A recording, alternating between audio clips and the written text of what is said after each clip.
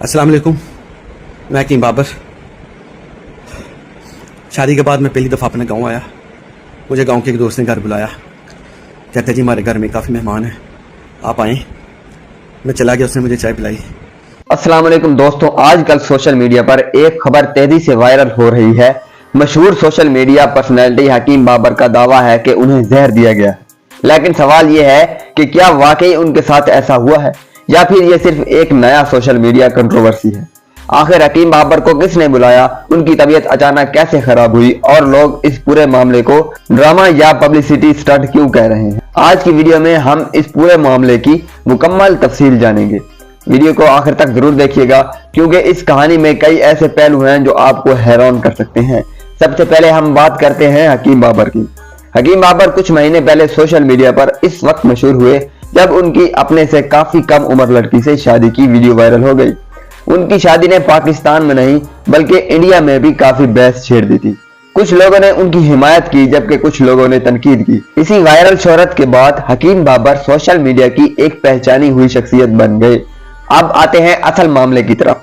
हकीम बाबर ने दावा किया है कि उन्हें कुछ अफराद ने अपने घर बुलाया था। उनके मुताबिक जब वो वहां पहुंचे तो उनकी मेहमान नवाजी की गई और उन्हें जूस दिया गया। हकीम बाबर का कहना है कि जूस पीने के बाद उनकी तबीयत अचानक खराब होने लगी। उन्होंने इल्जाम लगाया कि जूस में कोई नुकसानदेह चीज या जहर मिलाया गया। रिपोर्ट्स के मुताबिक तबीयत खराब होने पर हकीम बाबर ने इलाज करवाया। उन्होंने दावा किया है कि इनके साथ साजिश की गई है और जिम्मेदारान के खिलाफ कार्रवाई होनी चाहिए। यह भी कहा गया है कि उन्होंने हुकूमती इदारों और पंजाब की चीफ मिनिस्टर से तहकीकात का मुतालबा किया है।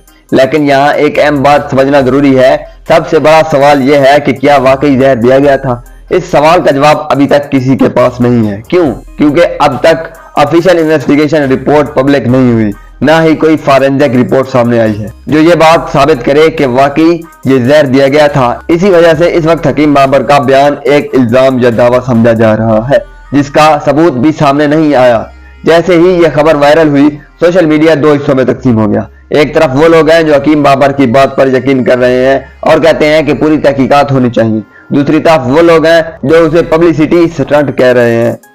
कुछ यूजर का कहना है कि हकीम बाबर पहले भी सोशल मीडिया पर वायरल रह चुके हैं और ये नया कंट्रोवर्सी भी शोहरत हासिल करने की कोशिश हो सकती है। लेकिन याद रखिए कि सोशल मीडिया कमेंट्स को सबूत नहीं माना जा सकता। असल हकीकत सिर्फ इन्वेस्टिगेशन से ही सामने आ सकती है। फिलहाल हकीकत यह है कि हकीम बाबर ने जहर दिए जाने का दावा किया है, लेकिन अब तक किसी ऑफिशियल इदारे ने इस दावे की तस्दीक नहीं की, ना ही कोई अहम रिपोर्ट सामने आई है जो जहर दिए जाने को साबित करती हो। इसी तरह यह कहना भी गलत होगा कि ये 100% ड्रामा या स्टंट है। दोनों बातें फिलहाल अंदाजे में हैं। आजकल सोशल मीडिया पर हर रोज नई खबरें और कंट्रोवर्सी सामने आती रहती है।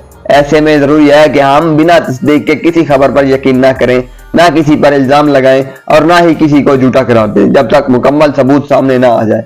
तो दोस्तों, हकीम बाबर के जहर वाले मामले की असल सूरत हाल ये है कि इल्जाम लगाया गया है लेकिन अभी तक कोई फैसला कुन सबूत सामने नहीं आया। आपकी क्या राय है? क्या आप समझते हैं कि हकीम बाबर के साथ वाकई कोई साजिश हुई है या फिर यह सिर्फ सोशल मीडिया कंट्रोवर्सी है? अपनी राय कमेंट सेक्शन में जरूर बताएं। वीडियो पसंद आए तो लाइक करें, शेयर करें और चैनल को सब्सक्राइब करना ना भूलें। अल्लाह हाफिज।